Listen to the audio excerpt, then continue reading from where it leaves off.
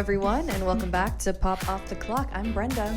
Hey everyone, I'm Yoseline. Welcome, excited to be here. Yes, this is episode 34. I mean, 34, we're already really? climbing in those 30s. I'm just excited. We had a really good week of just there's great so much celebrity news. gossip. It was just... My page is like full of just like some of the headlines alone. Our messages between us. It's just like we're just setting headlines. Was so active. But I'm excited, we have a pregnancy announcement. Yes, and that happened on Fridays. So like, of course, everything happens on Fridays. Everything, and then a big Spotify deal is out. It's out, and we're gonna get into that drama and some of the alleged reasonings behind it, and then of course, getting into a big show that took over Paris this week. Took over specifically a bridge. It was like full of celebrities. The it people. Yeah, I wish I was there. I'm surprised we didn't get invited. And, we're going to continue finally seeing what's happening at the Milan fashion show for Kim Kardashian. It took 5 episodes, but we're here. We're finally going to talk about it. Finally, the sister feud. We'll find out what this whole, tension between the Kim Kardashian and Khloe. It's just a lot of good stuff. A little bit of everything, from music to just your average and our headlines are overfloweth. We have so many headlines. It's probably going to take a majority of the show. Yeah, it really is. So but we'll try to get through them, just not to but really quickly, Yos, how have you been doing? This week, I've been all right. Still dealing with the heat in Texas, and that has not been fun. We continuously. I was off on Monday, so I was happy about that, but that means I work this weekend. So I'm mentally preparing myself. I keep telling myself, yay, it's Friday, but I'm like, wait, you work weekend on Saturday, Sunday. That's how I was. It's Saturday, Sunday, it's a drag, but there's only 2 shows, 2 newscasts. So there's less people, so it's like, not the same environment. It's a little bit more chill. Yeah, it's very chill. It's a weekend, but then I'm off Monday and Tuesday, so I'm really excited about that. I've just been hibernating in my room every chance I get. In your cold room? In my cold room, not to brag. But yeah, that's what I've been trying. I did watch this, from Sunday through now, I watched a docuseries, The Curious Case of Natalia Grace. Okay. Netflix. Max. Okay. HBO Max. Or Max now. On Max. Previously known as HBO Max. It's the case about the adoptive parents of a girl who has dwarfism, and then they claim that she lied to them, and she was really 20 when she was claiming to be 6, so they abandoned her, but then it came back and kind of bit them in the booty because they were being accused of child abandonment, so they had to prove that she was really lying to them. Is this the orphan origin story? It's based on that. And it is. I had kind of seen the headlines and been like, oh my God, how, what a horrible experience, to think you're about to get a daughter and you end up getting a 30-year-old woman. Yeah. But now I'm just kind of I don't believe, I think she wasn't. I think she was a child. Oh, really? And they were the abusive ones. They just didn't want to... Is it all of it out already? Yes. Okay. So the trial, it's a very, unfulfilling a little at the end. Spoiler alert, I guess. The trial, I won't tell you the verdict, but the trial at the end, the judge decides that her age is not a factor. They are accusing the parents of abandoning of someone with a disability, because they can't bring up the whole history of her claiming to be dwarfism. 6, having dwarfism, and then her adoptive parents legally re-aging her, and then it was just a back and forth, and then you see the parents that adopted her, and you're just but how did they come to the point of being you are an adult with dwarfism? So they, I guess the first couple of days that they it's so uncomfortable, but it's the first day they got her, the mom was gonna take her a shower and kind of saw that she was fully developed down there. Oh. And then the mom was claiming that she was hiding her menstrual cycle from them. And a 6-year-old doesn't have a menstrual cycle. So now it just like, it kind of takes you through the thing. It's like, but wait, was the mom making the stuff up? Yeah. And then they would claim that the daughter would like hide knives under their bed and she would threaten to kill them. But it's just like, was it just a 6-year-old being told, like, when people ask you why you're in trouble, you have to tell them you try to poison your mom? Was she being fed that, or was it like real? Like, did it You actually have happen? people that are like, I witnessed it, like she was a strange person. But was it an objective third party or somebody that the family knew? It was like some neighbors. Oh, okay. And then other neighbors would be like, oh no, I experienced, she was weird. I did experience, like, she spoke so mature for her age. And then other people are like, even if she was, maybe had some mental illness, like, you're telling me that 2 full-grown adults were scared of a small person girl, that had a specific dwarfism that really was like, she could barely walk. It was so specific that she was so weak. And she looks like a kid. Yeah, she would look like a kid. And then they bring up, like, she tried to have a play date with another child that had the same exact, like, dwarfism that she had. And she was, like, more advanced than this child, but yet to the point where it's just like, really, like, maybe she just, and then they go, like, the detectives try to look for her mom. It's just so interesting. Our case evidence is the movie The Orphan, because it could happen. It's just trippy. It is trippy. Whoa, did you hear that? Okay. That happens. I think it's just the thing. The wires. But it was trippy, and the case happened, the trial was like in October 2022. Oh, so wow. it just happened right. Yeah, that's crazy. So if you have it, it's on HBO. That sounds interesting. It's like up and down. It's like you kind of believe the parents, and then you don't believe the parents, and then you kind of are like, what? And then you kind of, it's just, what a wild case. I'm very like, maybe was she probably not 6? Maybe she was 8 or 10, probably, maybe, but I don't think she was. They re-aged her 10 years, like, so 16. So no, they more than, it was 22. Yeah, 22. So when she was claiming to be 6, the judge reassigned her to 22 years old. So now that is like 10 years. This was 10 years ago. So now with like all her depositions and discovery interviews, like for the like court, she's just like, she has, when they ask her like, how old are you? She'll be like, well, I'm 16, but legally I'm 32. Biologically, I'm 16, and like, yeah, wow. Or maybe she's like 19 now, or 20. But it's that's trippy. crazy. It's a trippy, and then the dad's very interesting in there. I need to add that to the list. Add that to the list, yeah. Because I've just been watching Vanderpump Rules, so that's like my life now. I took the pause yesterday to watch the Kardashians, but aside from that, I think I need a new show to watch. Yeah. Well, The Bear, they just came out today with their 2nd season, so you should get into it. Yeah, okay, maybe I'll do that one. But I'm waiting for The Summer I Turned Pretty season 2. Did you watch it? I haven't seen it yet. You need to watch it. But aside from that, I'm pretty good. Hibernating style, you know? You? How about you? I went to the dentist. Yay. Here I am, improving my life. I went to the dentist. I don't have cavities. Wow, Ooh. That's so nice. I'm a girl with no cavities. But yeah, they did a cleaning. It took a while, but that was just the morning. And then I found overnight didn't really have any cool air coming in. So they told me that the compressor isn't compressing. So that's what I'm dealing with right now. And then this weekend, Carlos and I are going to the beach. So I'm just excited for a vacation. We're going to Corpus. Okay. So I've gone to Port Aransas and South Padre, but I haven't really been to the Corpus Christi beach. So I'm excited to see that. And there's like a bunch of like stuff that he's been sending me, like restaurants and things to do. So I'm just excited. I'm going to turn off my phone. Yeah. Nice. Turn off my phone. I don't want to talk to anybody. Nice. I just want to just for the weekend, right? So we're going to be there Saturday through Monday. Oh, okay.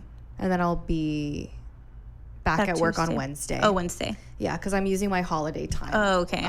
For the end of the month. Nice. Yeah, I've just been really stressed out lately, like crazy stress. So I'm excited for it to be over. Yeah, it'll feel good to escape our specific weather. Yeah. Oh, absolutely. And be at the beach. That would be.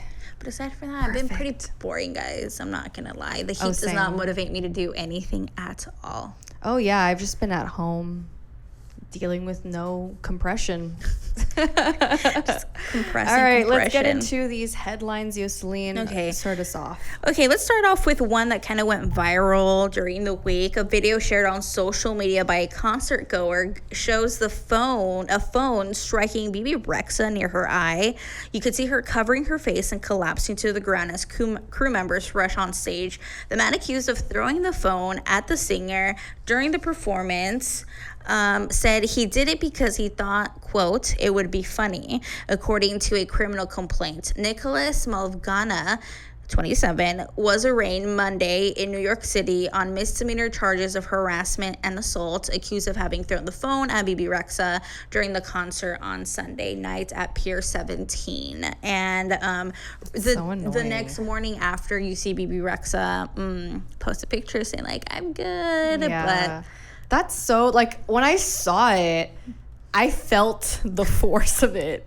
Like, you know when you're texting and you drop the phone and you're yes, like... dude, imagine, like, with force, somebody throwing that in your face. Oh, my gosh, I feel so bad for her. But I heard that another artist, that somebody threw something at her. I swear, these things, like, just start a tidal wave, and I don't get it. It's not funny. It's not cute. But they get the attention, and that's what they want. It's frustrating. Like, what is the purpose of her? You wanted her to catch it? Like, yeah. I just don't know. It's ridiculous. I'm glad he's getting charged for stuff. But now an unfortunate story. We've been kind of following along with Amanda Bynes. Yes. Well, Amanda Bynes will be spending an extended period of time getting psychiatric care, and her loved ones are concerned about her repeated psycho breakdowns. Sources tell directly to TMZ. Once Amanda completes the mandatory 72-hour psychiatric hold, which started last weekend, she will be committed for at least another week while doctors work to stabilize her with medication and therapy. It's so sad to see. I thought she was doing better, but it's sad to see Amanda Bynes like this. You're hoping for her to have like a comeback like Lindsay Lohan has and all that stuff, but I think it's best for her not to just ever be in the limelight ever again. Something continues to trigger her, and it's just so sad. I always said that she was like the it girl of her generation. Like, she was gonna what be a girl wants. Yes, that was like wants. A total mood board. What's the other one? The boy one that she's like a soccer player. Oh, she's the man. She's the man. That's she's the man. Snow White. It wasn't called Snow White. It was Sydney White. And her I think her last big movie was Easy A. And Easy A. Oh, and that. Yeah. Where else did I see her? No, I'm confusing her with Mandy Moore. But yeah, she was just like the it girl. Like, she like was supposed to be like the next, you know, like Amy Poehler. It has to be something Tina with Fey. her childhood, like with that Nickelodeon. Man, being a child star, don't do it. Don't do it. Don't do it. But let's turn things pink, right? So what's bright plastic and pink all over the Barbie dream house, of course. In promotion for the upcoming film Barbie, producer and star Margot Robbie gave Architectural Digest a tour of the candy-colored Barbie dream house set. Every shade of pink imaginable is on display throughout the home, and the film's director, Greta Gerwig, says they took great care in establishing the most dominant tints. I can 1,000%. I think I saw a clip where she was like, we had a whole discussion about the color pink and like how, like, which color we need to pick, and I just love Greta Gerwig and Margot Robbie. I feel like they were a great duo for this, because it's taking a story and making it like, you know, the way that they can do storytelling. It's really interesting. First of all, great promo, like to do that collab and architects. We love the dream house. Everyone wants to see it. This also brings to, I guess, to the center that Amy Schumer previously was supposed to star Barbie, and she's saying that this specific script, or she's like, I don't think it's the same script at all, because it wasn't supposed to be. I think I would still be interested to see Amy Schumer as Barbie. Her version of what it would have been. It definitely would have been like, I don't even know how to describe it. Not mocking it, but like making fun of it. Where it's like, here, I feel like they take it seriously, but it's like exploring Barbie in like a different mindset. Yeah, like life size. Yeah. Yeah, exactly. Like life size, but a better version of life size. Or the Wizard of Oz, you know. But who wouldn't love to go to that dream house? I'd love to pretty go. Cool. That'd be fun. Okay, couple news that we've kind of called it. Avril Lavigne and Tyga split after 3.5 months dating. I think I said at the end of summer. We're not even at the end of summer. I don't remember what I said. After 3.5 months of dating, well, according to People magazine, the site TMZ has already released the rumors that are circulating and pointed out that the lovebirds, that they were over. Yeah, basically. Oh, I skipped the story. Whatever. But wonder if she'll get back together with Maud's son. Isn't he with? Oh yeah, because he was just like surprised. Yeah. Right? Because they were engaged. Yeah, she's keeping the ring or something. Oh, she is? Or no. Tyga gifted her some really expensive gift. Like, I think it was a ring or a necklace. And all the headlines are saying, like, she's keeping it or something. I think they said that they're still going to be friends. They're just not going to be romantically involved. But I realized Maud's son and Avril came out in the recent episode of the Kardashians. Yes, because they were at the opening. Travis's opening, yeah. I was like, that's so strange. Yeah, I saw the back of his head. Interesting. More movie news. So I'm excited about this one. The first trailer of Zendaya's new film, Challengers, has dropped, showing her caught in a love triangle on and off the tennis courts. In addition to Zendaya, Challenger stars West Side Story Mike Feist and Crown's Josh O'Connor with Call Me By Your Name director Luca Guadagnino at the helm. The trailer sees that Zendaya's character as Tashi Donaldson, a teenage tennis prodigy winning countless championships and being held as a future legend of the story. And it's going to be an adult, definitely adult Zendaya is entering the scene a lot more. It's basically, it was my understanding, Zendaya's character is like a teenage tennis prodigy. She starts hanging around with these two other tennis player boys, and they kind of get into a love triangle. Looks like one it. ends up marrying her, and as adults, the third one kind of starts stuff. Challenging. Challengers. Oh, okay. There you go. Because they're challengers on and off the tennis court. So when I first originally saw her post something earlier this week before the trailer, she said challenger mode on. I thought it was going to be like some sort of like sci-fi movie. So when I saw tennis, I was like, wow, I did not expect that. Yeah, but that's a movie I would definitely want to see. Another one that I want to see is the famed director Sofia Coppola's bringing forth a fresh cinematic take on Elvis and Priscilla Presley's relationship in Priscilla, 1 year after the Baz Luhrmann's Elvis's biopic.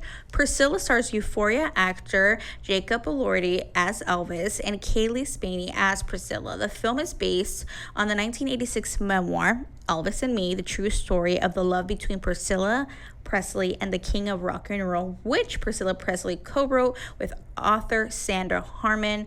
Presley herself is a producer on the film, Coppola told Vogue. Is she? Yeah, and that's strange. You saw the thing about the estate, right? That's so weird to me that she's a part of it. Because she's talking bad about it now, right? Yeah. Did they not include her after all, or maybe like those, like you're a producer because we're obviously using your book, but not like decision making producer. Yeah, that makes sense. I don't know, but I saw that saying that like despite being listed as a producer, Priscilla's not too happy with the film, which I knew Jacob had been casted as Elvis on a project, and I was like, really, like another Elvis thing? But now that we know it's actually Priscilla's point of view and he's just the Elvis.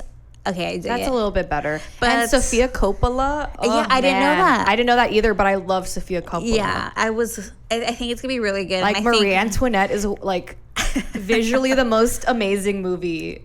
I'm worried for Austin Butler, all the comparisons that are gonna happen. Do you remember that interview where somebody was like, "Oh, when he was doing all the award shows for Elvis," and an interviewer was like, "I don't know if you've heard, but there's another Elvis out there, Jacob Elordi," and like obviously he's dating Kaya at the time, and it was kind of awkward. Yeah, awkward.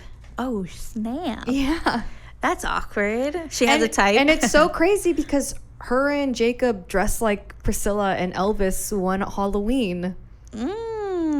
Maybe herself in Sophia. Elvis. Maybe Sophia saw the pictures and was like, "Oh, okay, that's interesting. That's interesting." This is always keep in mind what you're gonna dress up for Halloween. I know, right? So okay, it ends with us indefinitely halts production. Accordingly, the reason for the film's halting was an inability to persuade the WGA, which is the Writers Guild Association, that the co-financing status of the Wayfarer Studios was enough to consider the production within. I don't know what that means, but basically they're blaming it on the strike. Yeah. But indefinitely, like indefinitely. So until they get into an agreement, and that has happened a lot. Like for example, House of Dragon is like, hey, we have season 2 ready to go, so the strike won't affect us. However, if they need immediate rewrites or on writers on the set, like that is an issue because writers are on strike. So it's either I still cannot believe they have not reached an agreement. Like what? Like why? Y'all make so much money. Why is this such a non-negotiable? Like I don't get it. Like what are they asking for? They're asking to get the residuals from streaming, like from streaming stuff, like from shows and like some other things. But I feel like that's a fair ask. Yeah, they write the material, and it's being watched over and over, just like a syndicated something would be on it. Oh my god, yeah. I'm sure that doesn't take all of your money away. I mean, I don't know. I just don't get why it's been. I think yesterday it was 54 days. So like I didn't think it was gonna last this long. Dang. Wow. But I mean, maybe they should take this time. Some advise Justin Baldoni. Maybe take some time, look at what people are saying, reassess some things. Talking about. Reassess some things about the movie you are making. That's all I have to say. We'll leave it at that. And those are my 10 cents. Okay, switching to music, guys. So let's start off with, I was going to call her something else, Taylor Swift. Switching gears to Taylor Swift. She has announced more tour dates. So now she is hitting Asia, Europe, I think Australia too. Yes. She starts in Europe, then kind of goes to Asia, I believe, and then ends in London for 2 nights. Oh, and I love London. I'm not going to keep singing because I'm just saying. I don't want to get sued. Do I want to go to London and watch Taylor Oh my God. Swift? I was thinking about Mexico. I was like, damn, I wouldn't mind going to Mexico to see her perform. I wish it was in Monterrey because that would have been like 2 hours, 2 hours away. From us. But all the way to Mexico City.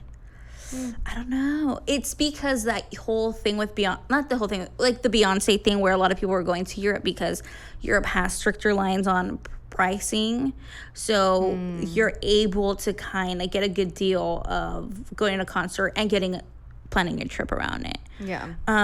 But yeah, so that, and then she announced during a concert that Cruel Summer is her new single. Woo! I'm so excited. She was shocked because this is 4 albums ago.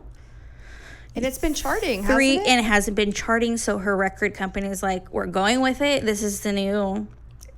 She would have to do a music video for it, right? Because Yeah. you have to do music video for singles.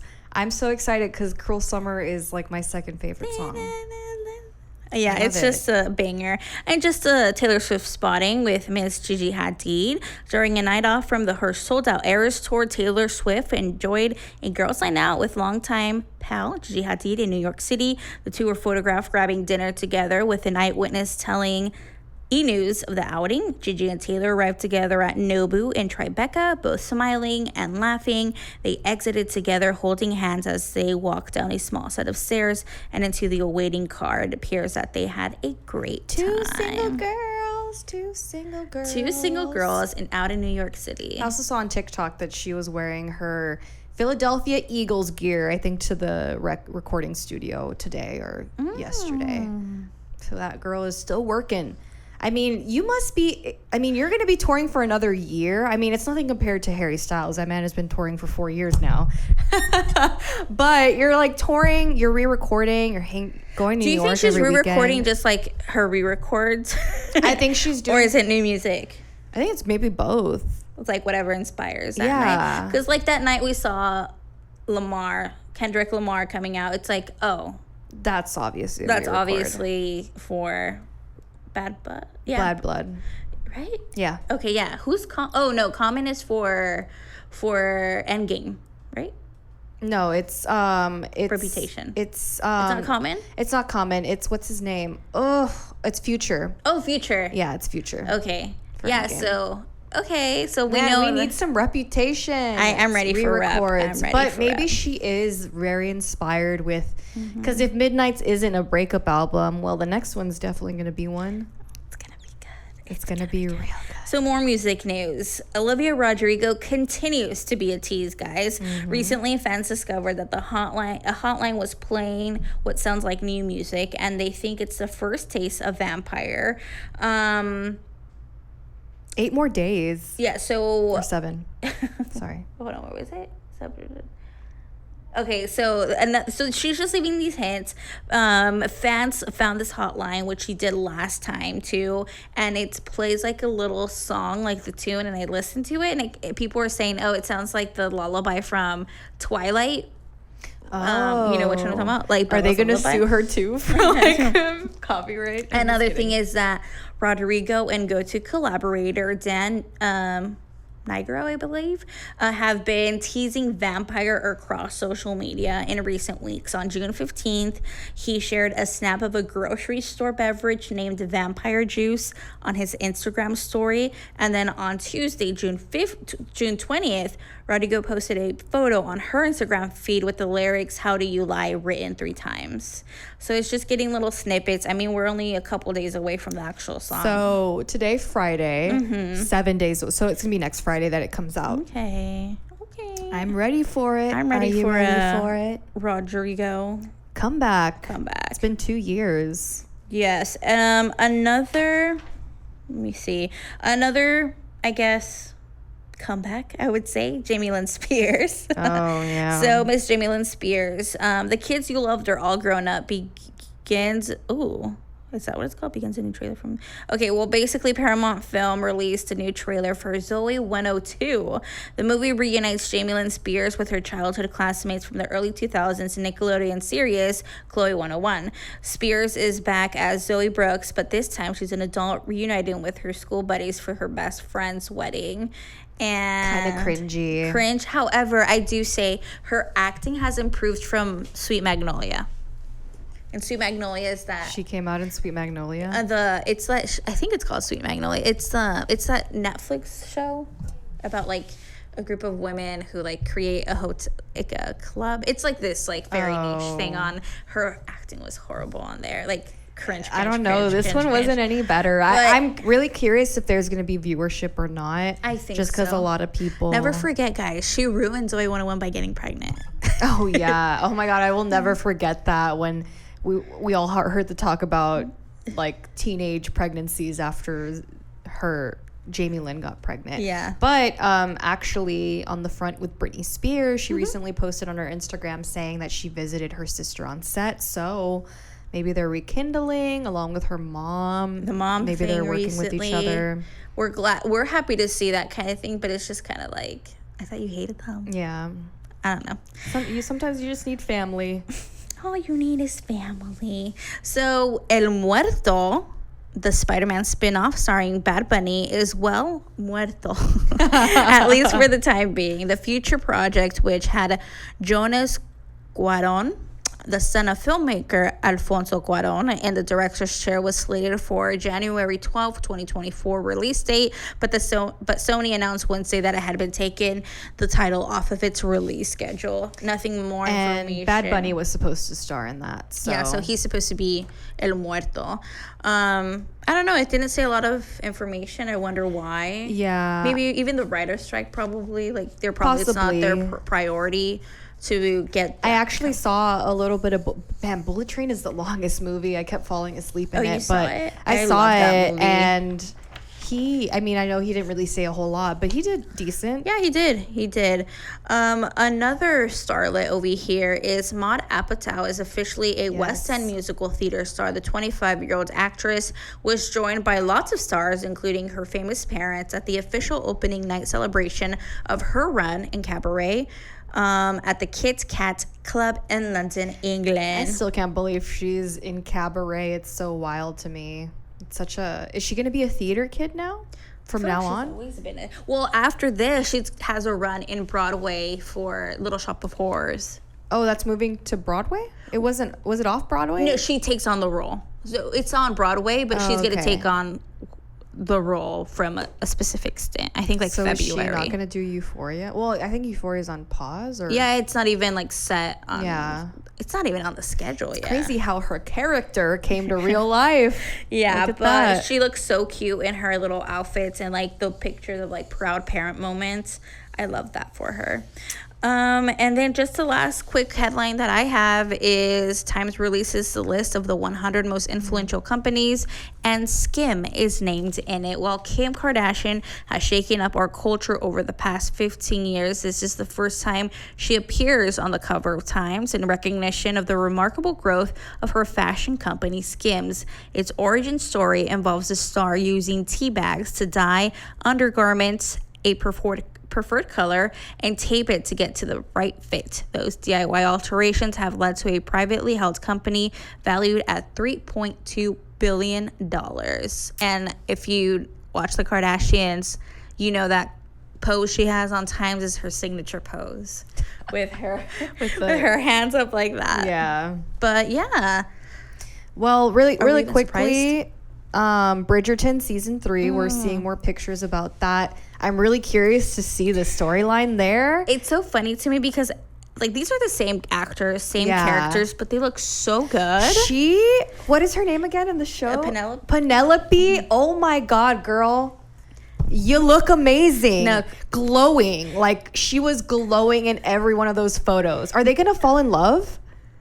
Wait, do I tell you what happens? You read the books? I haven't. Oh, okay. But I think they do. It's my so prediction. cute. I feel like that's what everything is, but I'm not sure. I love that. I'm not sure how they get there, or if I don't know if it becomes they do end up together, or they end up together and then maybe they break up because he finds out the truth. I don't know.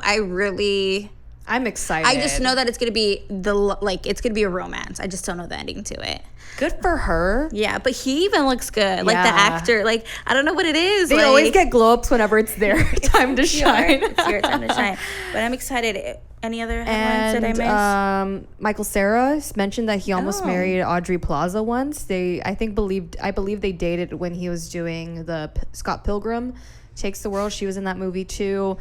Jazz St. Clair and Ross Lynch break up after 6 years. They came out in the Chilling Adventures of Sabrina. And rumors that Travis Scott and SZA are dating. So we'll see what happens. And I was going to save this for the end, but The Bachelorette is coming back on Monday. Mm-hmm. So we are going to continue our Bachelorette coverage next week. So be sure to tune in on Monday on ABC. And they have a whole lot of promos going on from the night one, so if you want to check them out. I'm excited. I need something to just schedules. I love charities, so I'm excited to see her love story. I hope that she's with the person that she picks. It's a good season for her. Yeah. It's not some Zach was successful. Oh yeah, really successful actually. I think they're on cloud 9. They're on the fast track to get married.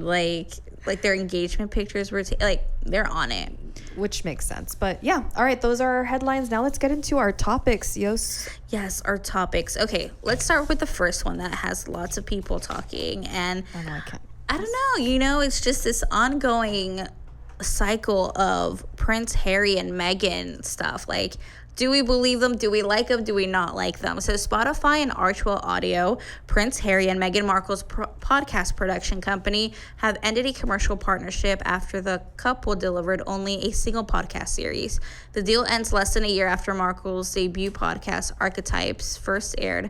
The segment stuck into the labels that try to hold women back. According to its description on the platform, with Markle's guests, including Serena Williams, Mariah Carey, and Mindy Kaling. Well, after the partnership ended, Bill Simmons, Spotify's head of podcast innovation and monetization, blasted the couple, calling them grifters in an episode of his own podcast. And I did not even, I don't remember how much the deal was. Or $20 million. But are they getting all of it? Or I think I read that they're not going to get all of it just because they only did 12 episodes for one season. And this is a rumor I heard on TikTok from, I'm not sure who the person is. I apologize, but actually, no, it was on page 6. Sorry. Not TikTok. Where it said that apparently, you know, she would have experts come in for specific topics that allegedly one of those experts, when she was promoting her interview, she took a picture at the Spotify studio and said thank you to the Archetype's producer for the great interview. And so people are questioning whether Meghan interviewed the experts, like whether she did it or not, and just inserted her like recorded the audio clips and then inserted it with those interviews, and if she only interviewed the celebrities. I'm not too sure, but not looking very good. I mean, it is like, I remember they announced the deal and then they came out with a Christmas special with both of them in it. And then it was like really quiet until people kind of are like, where's this? No, I was surprised because I thought there was going to be more of it. I heard about like the episodes and then it was just like nothing. And it wasn't even like, I'm assuming not good, because you know when there's like a good juicy interviews, like specific snippets of it get picked up by the press and then gets viral or whatever, and then that makes you watch it. It makes you watch it. I looked back at the list. This is all like the podcast already released, like the episodes have already been there for a while, and I'm like, oh, she interviewed good people that I would want to hear about, like Andy Cohen, Mindy Kaling, Serena Williams. And I was just like, who was the other one? There was another guy. Like, no promotions. I was just kind of surprised. Like, I would have.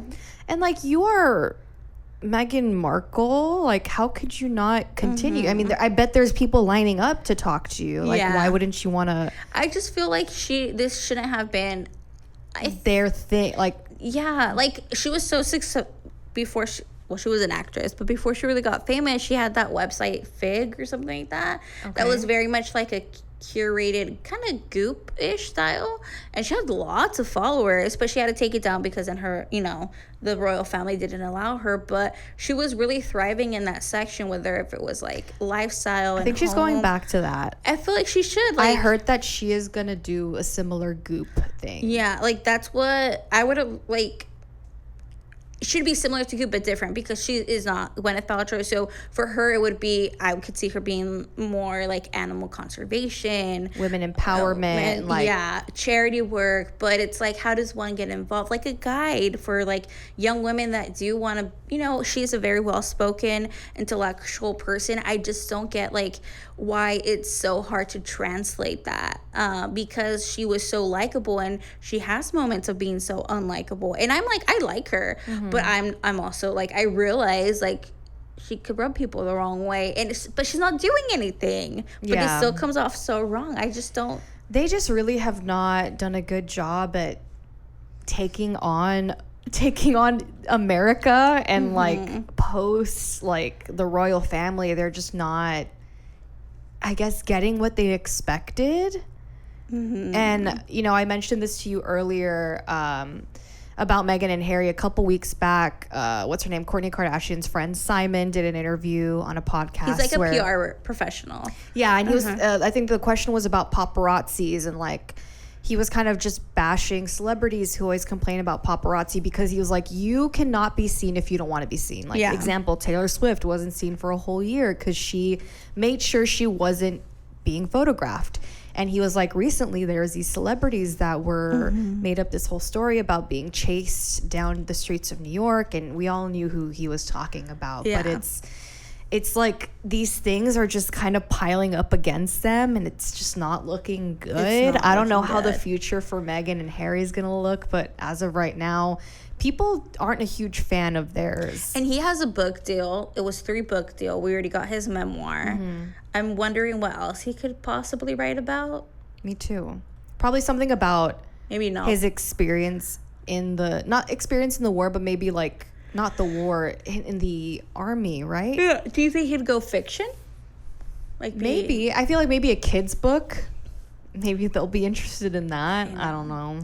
I mean, that'd be cute. My thing is, are they not fulfilling what they're telling people they'll do? I mean, this was Spotify. I think Spotify gave them expectations and they probably didn't fulfill it, and that's why. That has to be it, where they kind of just like we're gonna end it. You didn't do your part. I didn't do my part. Like, but I think I did read somewhere in their statement where it said that they will be moving it to a different streaming platform.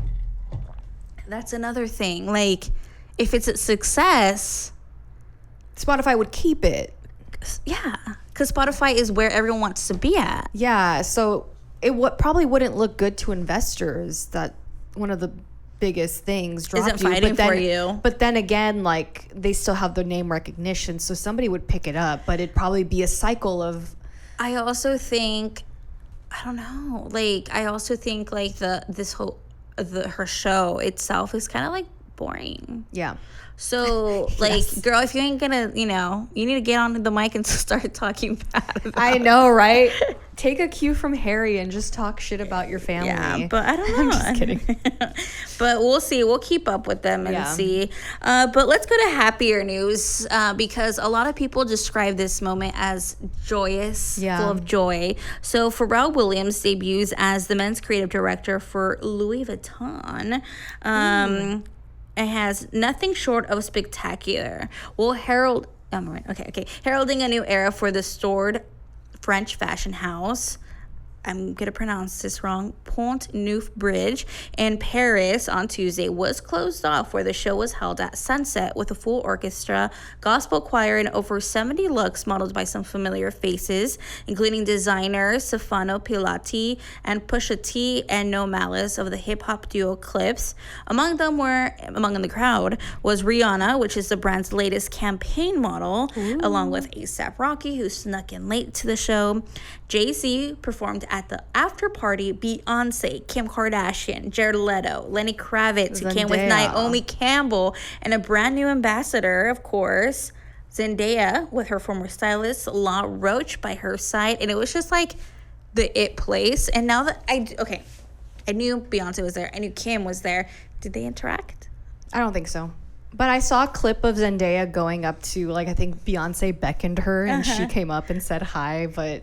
There was also another clip from a side angle where Beyonce was just staring at Zendaya as she was, like, talking to people. I'm pretty sure everybody wants to be Zendaya right now. Yeah, so like, she's even like Beyonce. But so I saw this really great TikTok from Lux Collective where this guy really dove deep into his Pharrell's fashion show and kind of talking about the references he pulled for his stuff. Because honestly, I was more worried about who was there than the actual fashion show. It was really interesting. So... I honestly wasn't a fan of the Minecraft blocks. Yeah, but I did notice in some of the pictures that he was putting that Pharrell would wear a lot of camouflage. So it was like taking a take on that he did specific hats that made it look like the bucket hat that the hat that he did. He referenced like just so many different things, like with his time with Adidas, like... And that the road or whatever on the bridge, it was that Louis Vuitton texture. Oh, really? Isn't that crazy? All of the thought put into it. I don't know. It looked like so much fun. Like, good for Pharrell. He gave his family a hug. They were all in the same so cute. Like his outfits. Little son at the end was just like, it was just so cute. Like we love to see that. Yeah. And obviously, like, these European brands are known for not always being the most inclusive. So I think Louis Vuitton for the last couple of years, even with he passed, what's his name? He dressed Kylie. Oh, Virgil. So he kind of, I think he mentioned working with Virgil on some stuff before. Yeah, so I think they've really taken in, and I think that's why Louis Vuitton continues to be like really popular brand, because they know how to like. And the people are apparently obsessed with these coffee mugs that came out in the end that said Louis Vuitton, and it's like really a Louis Vuitton coffee mug. Yeah, it's like a thing. So when he made that? That bit, like, honestly, so a lot of people are obviously calling into question Pharrell being the creative director, but Pharrell has, I think, creative directed with different, like, I think he did it with Adidas. Yeah. So he's had like, and he's so creative. Like, if you think about it, he's like, in my opinion, I think he's such an artist and creative that it just happens to be that the music has been his outlets. You know, there's just like people that are artists It can just transcend music. Yes, like Taylor Swift, I think she'd be a great novelist, right? Yeah, because she's absolutely. a great writer, and it's the foundation to her art form that just happens to transpire in music and lyrics. But she's an artist. Who else is like that? I can't really think of anyone. Aside from Pharrell. Yeah, who else? Oh, Lady Gaga. Yeah. She can do everything. She's an artist that She can act. She can different media compose music. She can sing. So I think I don't think it's like, wow, why is he doing it? I think it's. I thought it was, and we even reported on it a while back about the collaboration, and you know, he had so many different bags. He had like the mini bags. He had the big bags. He had a bag inspired by something else. Like, there was, from what I heard, there was a lot of thought in every single piece that went down the runway, which I appreciate. It's very meticulous. But yeah, that was that. And of course, the after party looked great. They kept it in the same location where, as you mentioned, Jay-Z performed. A$AP Rocky performed, I think, later on in time, or I don't know when, but it looked like a great time. Again, another party. It's so funny to me that I see these events and I'm like, FOMO. Like, I wish I was there, but like, in what world would I be there? Yeah. You know, it's like I feel excluded, but it's like, I feel like we feel excluded because we talk about them all the time. It's just funny to me how I even think that. Yeah, but it's fine. Okay, so our third story is some baby news. Kourtney Kardashian Barker debuts her baby bump. It's on display. Well, the Kardashian, already mom of 3, is expecting her first child with husband Travis Barker. The reality star posted a carousel of images on Instagram, her growing belly in a full view in a sheer black bodysuit. In one photo, Travis pretends to tap her tummy with his drumsticks. The 44-year-old announced the pregnancy news also by holding a Travis I'm pregnant sign at a Blink-182 show in LA last Friday.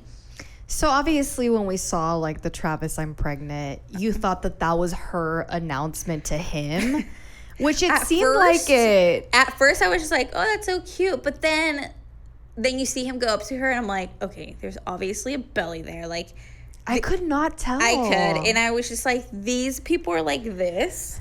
Like, how could he have not noticed? Exactly. You know? So I'm like, oh, that's just like the equivalent to the public announcement. But he seemed surprised. I mean, maybe he didn't know she was going to do that. But he already knew she was pregnant. Yeah. Yeah, I think so. Well, that was a great announcement. I'm so happy for them. I'm not the biggest fan of Kourtney, but I'm glad that they did it naturally, because we saw that they had stuff, the IVF and all that stuff. And they had, maybe at the end of this season of the Kardashians, we see that they... Because she has a belly, so she must have been pregnant for... I think... Okay, I'm like a good 3 months. I have no idea. I don't know either. I would say maybe a month or 2. Because I feel like you start showing... Like, at the end of 2 months. Yeah, at some point. That's not just like and it's recent. also like... I don't think they would... Like, that time period where it's at high risk, no matter who you are, I think you're past that, because I don't think they'd announce it without being like 1,000% sure, just because of everything they've been through, which is so great for them. I know how much they wanted a child together, so we'll just see what the name of the baby is. But you mentioned the reference, right? Of the... No, it's... So the poster she is holding up, the Travis I'm Pregnant, refers to a Blink-182... All the small things, concert, music video. Where a girl's holding up the same thing. Saying Travis I'm Pregnant. I'm interested to see how her babies with him are going to look like. Yeah. Because... And do you think it's going to be a boy or a girl? For Penelope's sake, I hope it's a boy. I think it's going to be a boy. You think so? Mm-hmm. So you're saying... I'm saying boy, you're saying... Let me look at her picture. I need to, like, visually see her and get her vibe. Don't they say, like, boys, it's, like, it sticks out, like, straight? Or is that girls? I just know you carry lower with someone. I just don't know who... Because her belly looks narrow, and I know they say when it's narrow, that means it's a specific... It's like high up and narrow, and then the other ones are low. Hers looks like high up and narrow. Mm-hmm. Let me look this up because I want to be sure. I'm just saying that I hope it's a boy for Penelope's sake. Yeah. Because I think she's like the very jealous type, which I feel like any girl would be. I'm excited. We'll figure it out. But yes, I'm predicting it's a boy. You think it's a boy? I think so too, but because it's on the guy's genes or the girl's genes. Like if you have siblings that are, no, then it's I don't know. No. You say boy? Okay, I'll think about it. But Alrighty. yeah, Speaking that's of kind the of Kardashians. Let's dive right into our recap of this week's Kardashian episode. This monitor's not working, so I can't switch back and forth. Oh, it's fine. Finally, we kind of get, I don't even think it's the peak of the argument yet. We get closer to the big plot of the season, which is we kind of see the feud of Kourtney and Kim develop. So finally, we're in Milan. We're a few hours away from the Ciao Kim line collab with Dolce & Gabbana. And we see her kind of, go out there. Her whole family is out there, as in all her kids, Chloe, Chris, all her friends like Olivia and Lala, Steph, and all that stuff. Anyways, and they're Northie out there, and Northie. One of the side B, the plot B of the episode is that they want Chloe to sit next to Michelle, who is an actor. 365 days. If you've seen that movie, Spicy. you know. So they kind of sit them next to each other, and Keeks is all about it. Yeah, it's all about it. Coco, Keeks right? Is Kim. Yeah. Okay, so Coco is all about it. She's flirting with him, and then that same night, tabloids are like romance rumors, which she was just like, whatever. I'm happy because everything. Yeah, he took a picture with her, and he was like, "Can I put my hands around your waist?" She was like, "Oh my god, I can't believe you asked me that." And then he posted the picture, and then that's when everything started. Yeah. She's like, "Oh my god, I can't believe he posted." Yeah. And then another sub thing is at the hotel they're staying at. Apparently, Chloe runs into a guy that's staying across the room from her. Yeah, in the elevator. And it's kind of flirty. She's flirty with him in the elevator. Kim and the girls find out about that interaction. And then North comes up with the idea of leaving a rose and then a note saying, knock on my door if you want to go on a date. How awkward. They leave it. And Chloe claims, that she saw the note but didn't knock on the guy's door. It was 3 a.m. or something. But runs into him in the elevator. It's thanks for the note, for the rose. And he's like, what are you talking about? She's like, the note, which I don't know how true that is, because that note, a child wrote that note. Exactly. I agree. If she did approach him, I would be offended too. If you think that that's my handwriting. But then Kim is like, I can't believe she thought that was his handwriting. So I don't know if it's true or not, but ultimately, it's a big culmination of Kourtney being more vocal about her being upset with the Kim collaboration with Dolce & Gabbana. She has this conversation with her stylist, and they kind of go, again, says she took from the 90s archive. She does bring up she wore this specific dress was in it. I wore, but red. But then Kim is like, but you wore at your wedding things I've already worn in the past, so of course things that I like. There's stuff that I've worn, so they're references I have to include and in it's the show. Interesting to see that. However, I do think Kourtney saying everyone's saying it's so unbelievable. No, honestly, when I was watching that in real life, my idea was the whole family has a partnership with Dolce & Gabbana, and this is the theme, and they're just sticking to it. Yeah. The other thing is well, if you curated this whole vibe, first of all, you didn't. You just picked out clothes. Dolce & Gabbana designed them. Your stylist picked them out. Yeah, there were clothes that were already created. You don't have no ownership to this style. It's the Dolce & Gabbana style. But I also think it's kind of if you created this vibe, right? Okay, why didn't Dolce & Gabbana ask you to do it? To do the creative director? And you even mentioned it last time when she said in the show, "Oh, I'm just I'm just here." Yeah, in the wedding special, she was just it was the easiest planning. They already had their vision, and I wasn't going to change it. I told them what kind of vibes. But now in the series, it's we went through these archives. She made it seem like she did research or something into everything. I think what is upsetting is you should just let her know, even though I thought I thought it was going to be a Skims collab. You should have told her, like, look, it's changed to something else. This is what I want. And I know that kind of goes with you, but I'm going to use the stuff that I've worn in the past. Whether it's been something that was in there, that's what it is. Yeah. And I never thought, like, Kim should never not take the deal, like, because it's such a big thing. Yeah. But I think towards the end of the show, the episode, we kind of find out that, you know, the fashion show has already passed and they have yet to talk. So she calls Simon, which is their mutual friend, and he was just like, I think she's just her, and they're expected to talk in person. Yeah, and the tease, I mean, I'm sure it's going to be anticlimactic when we finally see it. Unless they get into a fight like that. When they punch each other. But I just think that it's another thing. They even mentioned it when they were younger. They would fight over a pair of jeans. I think that's just what it is. I also didn't like how... Okay, Travis had his restaurant opening, and she was just like, oh, like, this and this person was there, and the producer was like, oh, your family wasn't there. And she's like, that is my family. It's just like, you are acting like you are some abandoned, neglected child that had to create her own family. Like, no. She's been making herself the odd man out for years now because she just doesn't like them. I don't know. Yeah, and it's just like, okay, if you, like, first of all, you know where Kim, Chris, and Khloe are. They're in Milan. Where's Kendall and Kylie? Like, call them up. Call them out. Where's Rob?